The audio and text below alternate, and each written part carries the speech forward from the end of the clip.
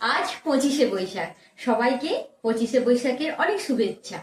আজ আমার মেয়ের আবৃত্তির একটা প্রোগ্রাম রয়েছে, তো সেখানে যাব বলে আমরা সেজেগুজে রেডি হয়ে গেছি। সেখানে রবীন্দ্র জয়ন্তী পালন হবে। মাম্মাম, তুমি কিছু বলো। আমি সেখানে গিয়ে কবিতা বলবো। তোমাদেরকে সবাইকে শুভেচ্ছা জানাই 25শে বৈশাখে।